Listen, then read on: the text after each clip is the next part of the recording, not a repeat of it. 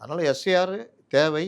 இது பல மாநிலங்களில் நீக்கியிருக்காங்க. ஏதோ தமிழ்நாட்டில் மட்டும் பூர்வகுடிகளை நீக்கவில்லை, குஜராத்திலும் நீக்கியிருக்கிறார். அதனால் இவர்கள் எல்லோருமே எந்த காலத்தில் இருக்காங்க, எந்த ஒரு மாற்றத்துக்கு கூட ஏற்றுக்கொள்ள முடியாத பழமைவாதிகள் தான் நான் சொல்லுவேன். மீதி 66 லட்சம்ன்றது நான் சொல்கிறேன் பாருங்கள், அந்த ஒவ்வொரு தேர்தலையும் ஒரு 28% என்ன இருக்காங்கன்னு தெரியல. அவங்க உயிரோடு இருக்காங்களா, ஷிஃப்ட் ஆகுறாங்களா, இல்லை அப்படி ஒரு ஓட்டே இருக்கா?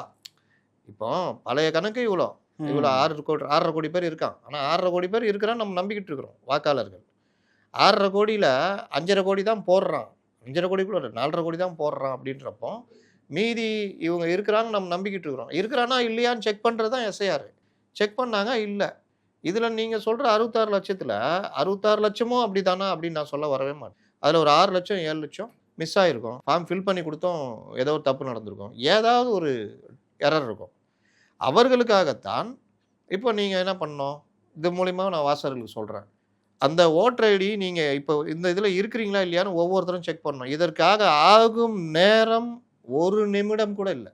செல்ஃபோன் எடுக்கலாம், அந்த லிங்கை தொட்டிங்கன்னா 2 பாக்ஸ் ஓப்பன் ஆகும். ஒரு பாக்ஸில் உங்கள் ஓட்டர் ஐடி நம்பரை ஃபில் பண்ணணும், இன்னொரு பாக்ஸில் ஸ்டேட்டு கேட்கும், தமிழ்நாடு. அது கீழே அந்த கேப்சா அந்த இது இருக்கும், அது என்ன 4 நம்பரோ இல்லை இங்கிலீஷ் எழுத்தோ இருக்கும். அதை பதிவு பண்ணிட்டு சர்ச்சுன்னு கொடுத்தீங்கன்னா உங்கள் இது வந்துடும்.